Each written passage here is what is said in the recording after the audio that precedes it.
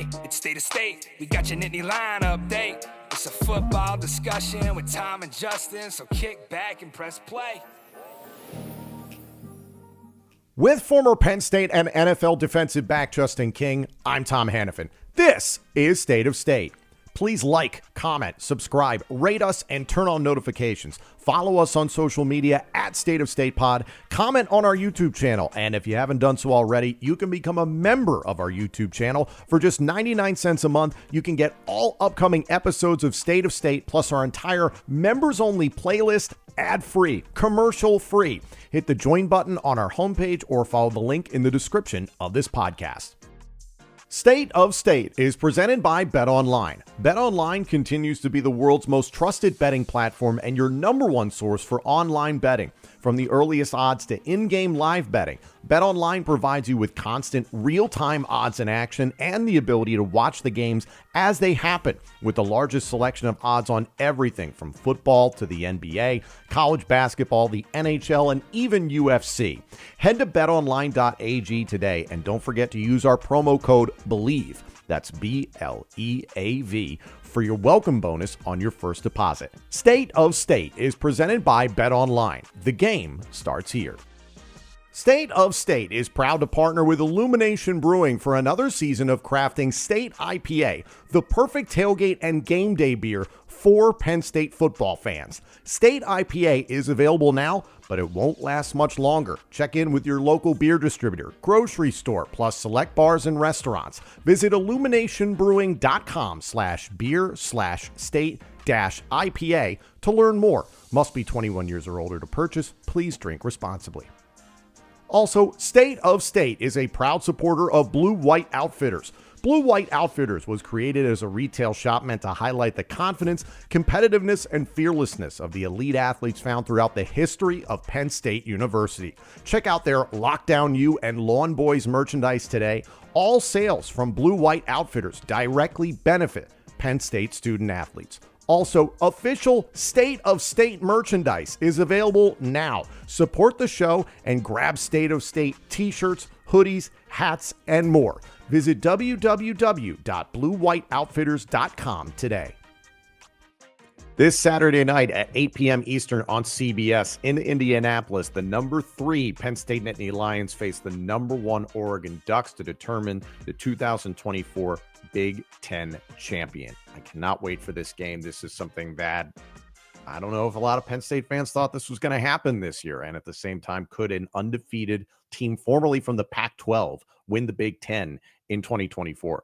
There's a lot of storylines to get into with this game. We're going to give you a full game breakdown. There's obviously the news of Andy Kotelnicki allegedly interviewing for the West Virginia head coaching job. The transfer portal is opening up on Monday. This day, we're airing on Wednesday, obviously, and this is National Signing Day, so couldn't be any busier for the football program.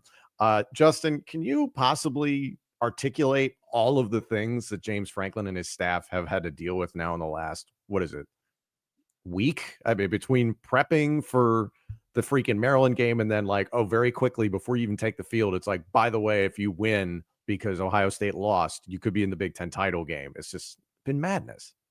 This time of the year is complete chaos in college sports, man. There's a lot of different moving parts. You're trying to get your freshmen or your high school seniors to sign up, signing day. You're prepping for the Big Ten championship. You got to think about reloading your coaching staff when you have a successful staff. People try to poach and get guys that get promotions that go to become a head coach. You have to shore up those positions in the recruiting landscape. They've been building out the relationships. Now you have to have someone that's able to step in and make those promises to those players, all while National Signing Day is going on. Then next week we got the transfer portal, so you have to make sure that you're targeting the right players that may or may not jump into the portal after this Big Ten championship comes on. And so it all kind of comes back to those different things when you think about the Loxley post game, where you're thinking okay, this is why you need those quality reps and all the different things that are going on so that you have leverage in these different situations, whether it's for a player to recruit them to stay, not do bad by a player if they were trying to get film out there, all the different things that kind of go along with it, as also while prepping for the Big Ten championship and going to the playoffs. first round bye on the table. So there's a lot of things that coaching staffs have to deal with that go into the, like, hey, you're not considering this part, but there's a lot of things that have to go through their purview from, morning till night on a daily basis. So it's pretty hectic to say the least. We're going to get to Kotelnicki being a hot name in the head coaching and/or coordinator search right now. We are going to get to Penn State and the transfer portal, active players on the Penn State roster that could be eyeing the portal, players going into the portal that Penn State could be looking at. And of course, we're going to take a look at National Signing Day just a little bit. But let's start off with this game preview, the Big Ten Championship, Penn State versus Oregon. This is a very interesting matchup to me, and I want to start with Penn State's defense against Oregon's offense. I think so much of what the Ducks have been able to do this year has been classic Oregon. There's an explosivity about them in the run and in the pass.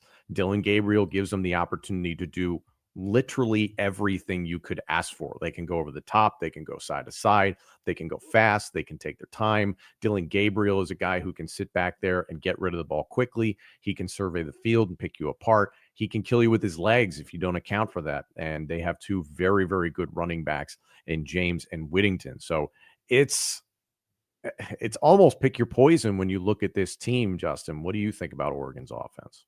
I mean, like you said, they're balanced and explosive. That always presents some challenges. They're pretty tough. They play physical up front on offense and defense. But like you said, the historic success of Oregon is running the ball in an explosive manner and being able to throw the ball when they need to. And I think that's how they're built.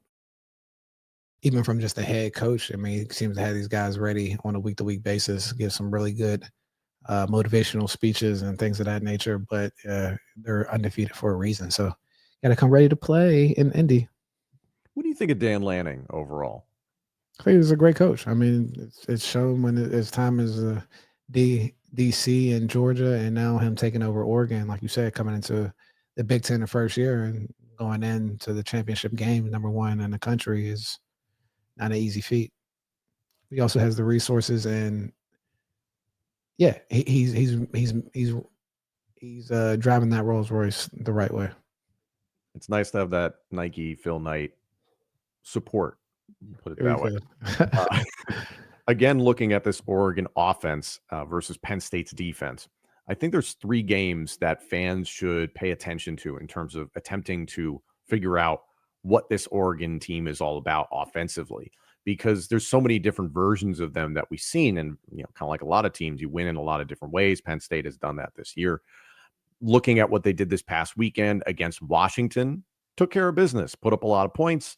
So, you're in a situation where it's like you're going to be able to score on these guys. Ohio State was able to score on these guys, lost by 1 point. Obviously, the ill-fated Will Howard decision there at the end of the game, but still both teams scoring roughly 30 points in that game.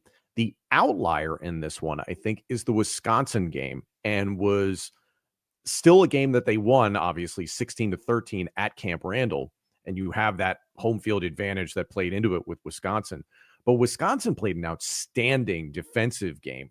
There were still explosive plays that Wisconsin gave up, but for the most part, they kept everything in front of them. There were a handful of balls that went over the defensive backs' heads. But then if you look at a comparison between Penn State's defensive backs and Wisconsin's, I think you would give the significant edge to lockdown you at Penn State. What do you feel about their passing game? Because they have, 4 or 5 credible threats they can trot out there at wide receiver and tight end. I think they have a great passing game, and I think it's even more dangerous when they have an effective running game to go along with it. But it's going to be a challenge for lockdown you and the guys in the back end. But I think if we can maintain the line of scrimmage, we can play with them on the perimeter, just across the board. And the way the defense has been playing, they play like they did last week. I feel pretty good about it. Now, the Wisconsin game, no Tez Johnson at wide receiver. Tez Johnson is a playmaker. Johnson did play against Ohio State and has been returning to the lineup recently. So got involved against Washington. They didn't need him to go off to beat Washington. I think he had about 3 catches. He did have a touchdown catch, but limited productivity in that game. So he's somebody who's rounding back into game shape and getting healthy once again. So that's a scary thing, because between Stewart, Tez Johnson, Ferguson, there's just a lot of options for Dylan Gabriel to get after. if you recall, Justin, the Wisconsin game, the thing that worked for Wisconsin, as I mentioned, was keeping everything in front of them. And then also it was keeping Dylan Gabriel off platform, and that the elements where he struggled and threw an interception were when he was not able to complete his full mechanic, and basically that he was stuck in the ground and he was throwing it against his body, I guess is the best way to put it. Knowing what we know about Penn State's defense and knowing what you've seen from Oregon, this Wisconsin game that I'm referencing, are there elements that you think Penn State needs to duplicate from that game, or you think there are different things that the Nittany Lions can do? I think there's different things, right? Continue to disguise coverages a little bit and entice some throws, especially the way that they attack it with Gabriel. Yeah, I think it's a pretty good matchup, and I think we fare well, even from a matchup standpoint, even though they have some formidable receivers. I think this is where, like, the pass rush, Abdul Carter named the Nagurski Award winner. So, like, having guys like him show up in that pass rush and doing different things like that, I think are going to be the real equalizer. Zane Durant and, like, that pressure up front, being able to limit what exactly goes on the back end is going to come into play tremendously in this Big Ten championship game. Abdul Carter also named Big Ten Defensive Player of the Year and Defensive Lineman of the Year in the Big Ten. Shockingly, the only Penn State Nittany Lions selected to the All Big Ten first team. I think the little disrespect on Jalen Reed there. And also outside of that, I'd say Zane Durant probably.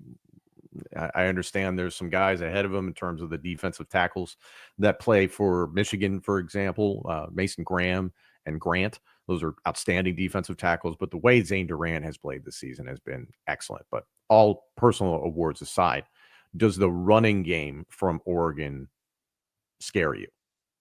Scare me? No, but it's to be respected. You know what I mean? Like, it's one of those things where if we don't stop it and stop the bleeding early to kind of show that they have to go to the air, that they can be extremely damaging if they have explosive runs and get going on the ground game, and puts them in the driver's seat to kind of take the game they want to. But I think it's to our benefit, those guys stepping up and making stops up front early, because, again, I think we want this game to be on the perimeter from our standpoint. But got to respect the run game. I don't think it's nothing to be afraid of, though. Then they have two good backs. They have an outstanding offensive line, so I think that's going to be a challenge for Penn State to handle. But Penn State has consistently put forward outstanding defensive efforts, and what they did this past weekend against Maryland, obviously inferior competition, but still, that was the type of performance where you're hitting on all cylinders, and you can essentially look at the defensive performance and say, you know what? I have no notes. This was perfect. It's pretty damn good, and Penn State continues to be perfect almost in the third quarter, and that they did not give up a touchdown in the third quarter through the entire regular season. It's just astonishing what Tom Allen's been able to do with this defense, like literally picking right up from what Manny Diaz did. It looked different. You and I have talked about this throughout the season, but the dominance has stayed. Yeah, I think historically Penn State's played a great defense, right? When you just have that funnel of talent acquisition where you can sell a lot of the positions of the success that you've had in the past, right? Whether it's putting guys like Michael Parsons, Amani in the league, you got Joey Porter having great stint with the Steelers, Adisa Isaac, Adafe Owe, Jaquan Brisker. When you have these guys that come through and produce, it's easy to acquire the talent that wants to follow in those footsteps. And I think that's a critical piece that can't be lost in the talent acquisition and the recruiting landscape, is that, like, how you brand and the type of talent that you deploy to the NFL really helps you reload from the high school standpoint, and getting into the psyche of, like, these high school players and families. Like, they want to see what success looks like if they walk this path or this blueprint to come through your school. And I think the defense just historically has been able to do that. Got guys like Alan Zamitis, you got Dan Connor, great coaches, Coach Smith, Coach Poindexter, Coach Allen. Like, you got guys that are actually developing. So when you have that nice mixture of staff that can identify the talent, understand the subtleties of a player, right? Like the emotional aspect and type of trainability that they have, and then you have the development piece and everything around that, you can create some nice things on defense, and they've done that consistently. through James's tenure at Penn State and previously. Last piece here on the offense for Oregon. Quarterback Dylan Gabriel, been around the block, formerly at UCF, formerly at Oklahoma, continues to put up enormous numbers. Not the biggest guy, but he plays big. What do you think about his game? About Dylan Gabriel's? Yes, sir. It can be dynamic, but he can throw us one as well, right? Like I think he's an experienced quarterback to say the least, and guys like that, you got to take advantage of the mistakes when he makes them. But he also, when he's riding high, he's a very effective, dangerous player. So I mean, it's just one of those things of we have to have turnovers and create possessions this week. It was something that James Franklin spoke about earlier on this week with the media, is talking about how there's been an emphasis put towards the defense, especially over the last back half of the season. I'm sure it's been something for years, but still he said it publicly as like, yes, we've been putting an emphasis on telling the defense, like, we want to get turnovers, we want to get takeaways, and it just completely changes the complexion of the game. And I come back to that Oregon-Wisconsin game as a great example of why you need turnovers in this game. And it's not to say that Penn State can't win the game if they don't get turnovers, but it'll sure as hell help. And especially the Wisconsin game. Wisconsin quarterback Braden Locke was very inconsistent during that game. And he's been inconsistent all year. He has his high points, but he has some very deep valleys. He had an interception that was costly, and also just he was getting harassed for most of that game. That was a game where Oregon was without one of their best defensive linemen, Birch. They had Uiagalelei for that game. They should have Uiagalelei and Birch for the Big Ten championship game. That's arguably the best defensive lineman tandem in America. So that's going to be a problem. And it's looking at, conversely, how Penn State fared against Ohio State is the failure to score points and the failure to convert, struggling on third down, struggling in the red zone. This is a defense that I anticipate Oregon will try and duplicate the ways that Ohio State limited Penn State offensively all those weeks ago. What you've seen out of this Oregon defense, where do you think Penn State can have success, and what is going to be a challenge for them? I think right at them. I think playing in space is a little bit of their specialty. I think they have a pretty fast defense, physical on the edges, but it's going to be one of those things where you have to split them, right? We got to be able to run at them, control the line of scrimmage. Then we have to, the outside receivers have to have some explosives just to loosen up their defense. I mean, they're pretty aggressive on that side. And yeah, I think this is going to come down. It's going to be a dogfight. It's going to be, I can't say it's going to be cold, it's indoors, but but it's going to be a dogfight that they have to maintain that line of scrimmage. I think is going to be critical this week. The cold might get into Lucas Oil Stadium. I know it's, enclosed, but it still gets through the doors and stuff. A little bit. Justin King hates the cold weather. Speaking of Penn State's wide receivers, we talked about it in our last episode, is that Trey Wallace did not play against Maryland, according to James Franklin. He, quote, tweeted something the week prior. Couldn't play against Maryland, but they're hopeful he can play against Oregon. We talked about it today as National Signing Day. You have the transfer portal on Monday. Like, it's just breakneck here. Julian Fleming was somebody who was dinged up in the last few weeks and didn't really see the field much. And if he did, it was not the productivity that you saw. Omari Evans has gotten a lot more out there. So I am curious to see if Omari Evans is a second or third focal point within this passing game, because you expect Tyler Warren to be the focus. My question to you is, if you're Oregon, do you do what Ohio State did? Double Warren, man everywhere else. Absolutely. Yeah, it's what they showed that there's a recipe for it. I think that's a way you have to attack it, right? When there's blood in the water, it's in your best interest to attack it. And I think that's what we've shown that has been a solution for our offense. But I mean, I think, again, puts it on Drew to show out this game. I think it's going to be a big week for him and the receivers. Drew has an opportunity. I think this running game certainly is going to have some opportunities. And I go back to the Wisconsin game for Oregon, and that was a game where Tawee Walker was able to get through the zone and get out to the edge. That's when he can have success. I'm like, that's where Nick Singleton can really get into a groove. And Nick Singleton, according to James Franklin, is, quote, back to being as close to 100% physically as he's been in a long time. it's been obvious for the back half of the season that something wasn't right with him.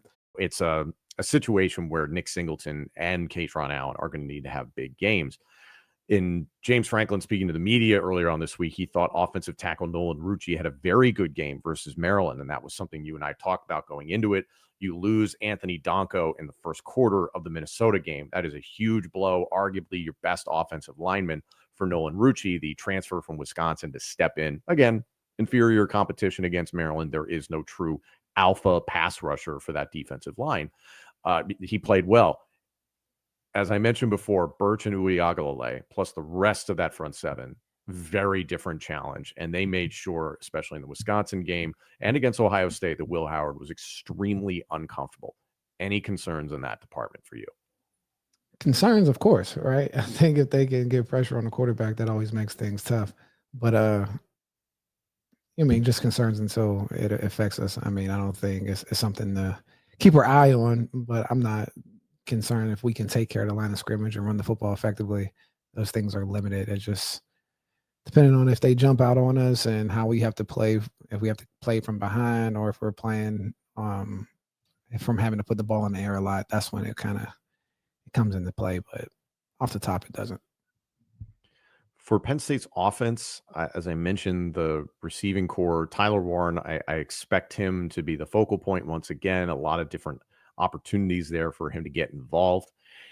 The thing I think about in a game like this, high stakes, is this season and in past seasons, you've seen how head coach Dan Lanning is very good about game management. You can go back to the 12th man on the field to purposefully get a penalty against Ohio State. Some people would say, oh, maybe it was a happy accident, but the way that he's talked about it publicly, it sounds kind of like, can neither confirm or deny that, basically. So there have been some very good decisions made by this Oregon coaching staff in terms of game management, where it is a one-possession game. James Franklin's staff historically has struggled in that department when it comes to big games. You can look at, as recently as the Minnesota game, as that was a big turning point. That was a milestone, I would say, for this program in terms of you had the fake punt, the rush there by Luke Reynolds, 32-yard conversion. That was something that, had that gone wrong, and James Franklin said it, we would have been roasting James Franklin because it was going for it on 4th and 1 from your own 35, up by a point late in the fourth quarter, trying to freeze this thing out with the ball in your hands. And then that last drive by the offense was outstanding. However, historically, James Franklin and his staff have struggled in these situations. What do you do differently in something like this? This is where the argument comes up of the analytics versus your gut, I guess. In terms of going for it on 4th down, or not even just going for analytics, because I think it's a reasonable thing to say that James Franklin, through his time as head coach at Penn State, when there have been one possession games, high stakes games, the team doesn't always come through. I mean, if we're talking about analytics and the numbers, he's undefeated in Big Ten championship games. Yeah.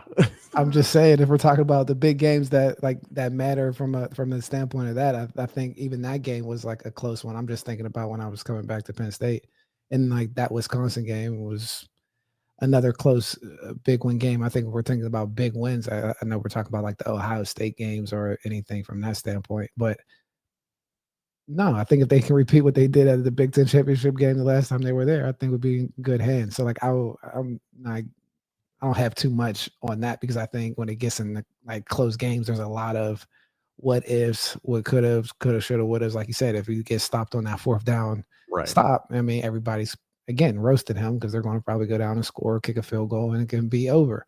But that's the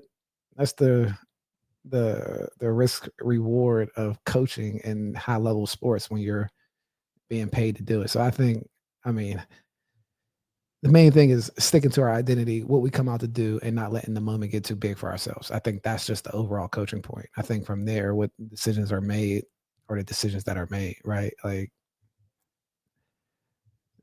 Pete Carroll he has national championships, he has Super Bowls, but people still can say like, hey, he choked when he threw the ball on 4th and 1 or 3rd and 1, right? When they had the interception. Yeah. So it's like, you can have wins and losses. It's the ones that can kind of stand in them regardless and understand how to move forward. That's when I'm judging a coach, That's kind of what I'm looking at. So like going against Oregon isn't a typical opponent that I feel like we've seen to where there's any history of like, hey, we have to do this, do that. I think there's a mental thing of getting over that Ohio State hump when we talk about like the Sure. Oh, I quote agree with unquote that. big games, right? Like I That's a think really good this point game, you make, actually. Yeah, like that.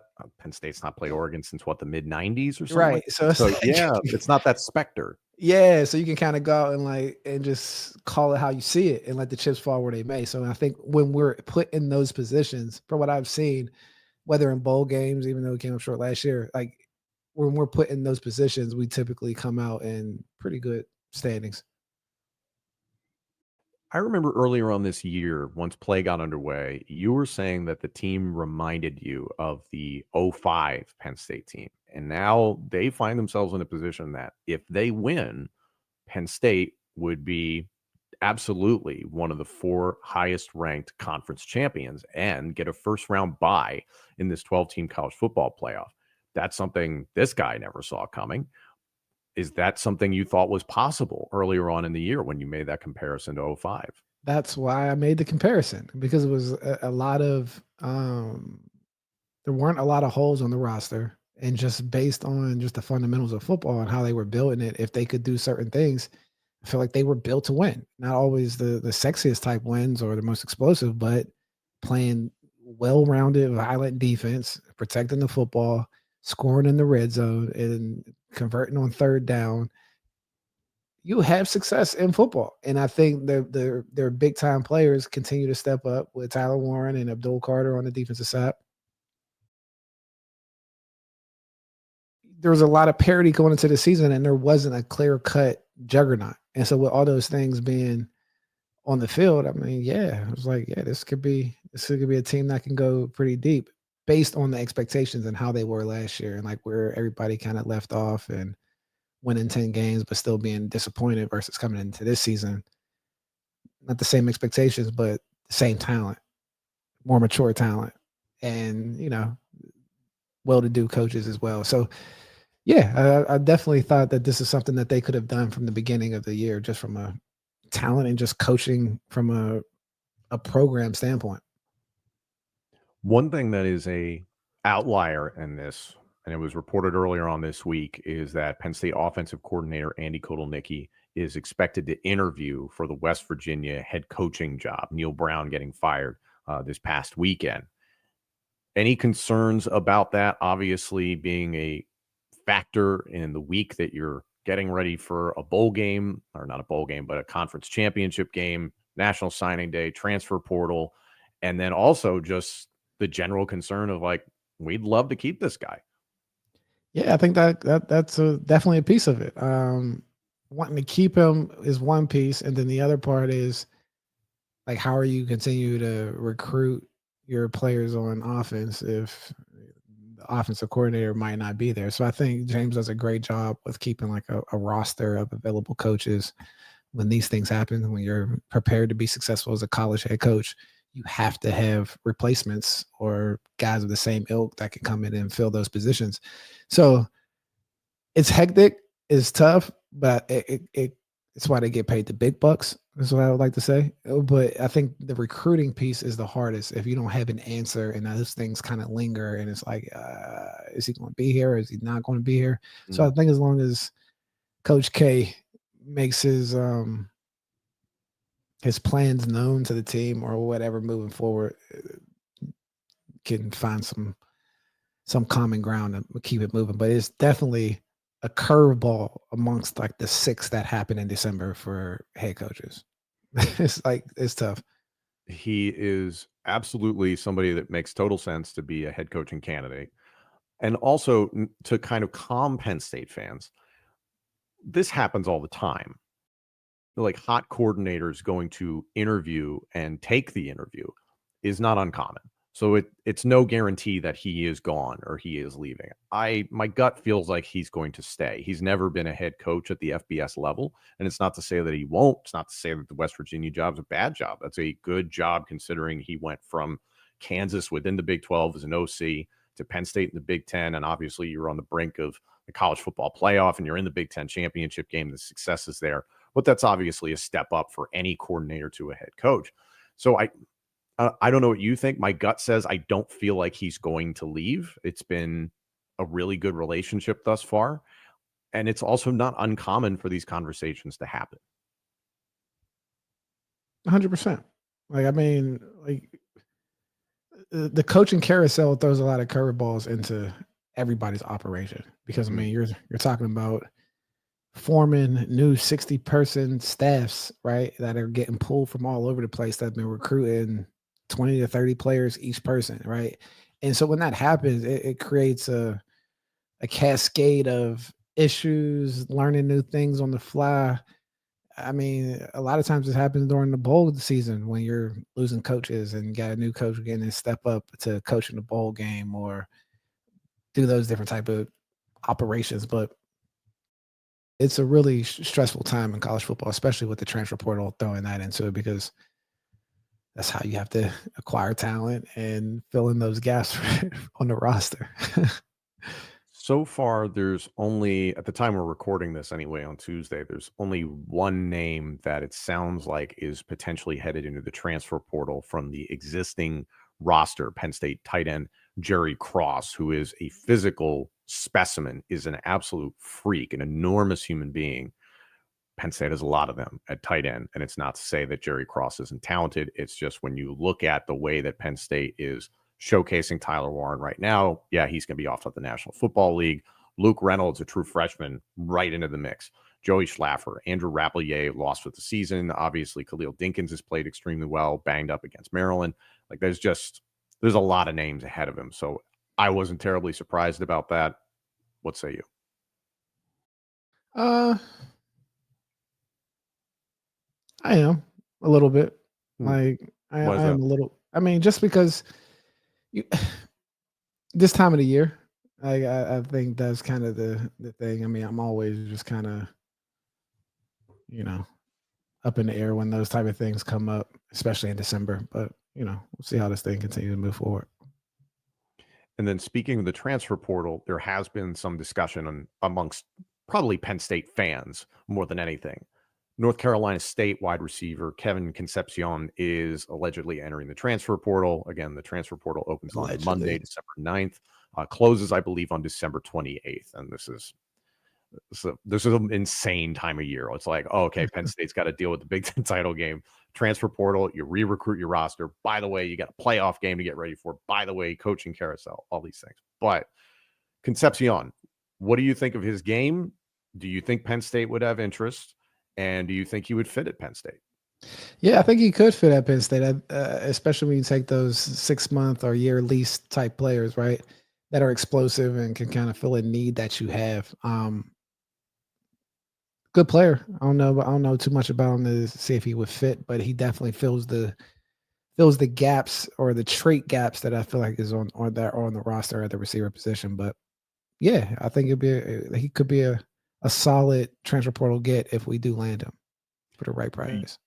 Do you think Concepcion or any wide receiver that you've seen announce they're going into the portal is a game changer? Not yet. Not yet. That's what Penn State needs. And I think we learned the lesson the hard way with Julian Fleming. Whatever was paid to him is, if you're going to hit at that position, you have to hit. And this position needs a game changer. It needs several, really. For sure. Thank you all so much for joining us. Penn State, Oregon, this Saturday night at 8 p.m. Eastern on CBS in the Big Ten Championship game. This is such an exciting time of year. This has been a really exciting season for Penn State football. Justin and I have been talking about it for quite some time, is that this was a show-me season. And even if Penn State comes up short in this game, you expect that there's going to be a college football playoff appearance. Literally nothing is guaranteed. There are so many different I expect them to be in. Let me be 1,000% clear. But you had commentators all weekend saying, Georgia's definitely in. This team's definitely in. It was like, nothing's confirmed. It's absolutely insane how this has worked out. So it's been good. It's been fun to see more competition. It's been fun to see more games be more meaningful late into the season across FBS, deep into FBS. This is good. But Penn State has a chance to win its first Big Ten title since 2016. and potentially secure a first-round bye in the college football playoff. I know, Justin, maybe you would have liked to have been out in the cold on, what was it, December 21st at Beaver Stadium for a home first-round game. You would have loved that. Being in the playoffs, I would have loved that. You would have loved that. And you're like, the love that. stadium's winterized, right? I can go inside with the hot chocolate where it's warm. Yeah, or the chicken. What is it? The chicken stock? Get me Or the like chicken basket. Oh, give me 2 of those. Yeah. Oh, it's like the chicken stock for like chicken noodle soup. Like the Oh, you're talking chicken broth. stock. Oh, Chicken broth. Chicken broth. Like they broth. used, Okay. yeah, they would make that at half times at the Beaver Stadium, but like gotta watch. That's the if you know type stuff. You have a hookup. I don't. Okay, that's good. Penn State, Oregon, this Saturday night, the Big Ten championship game.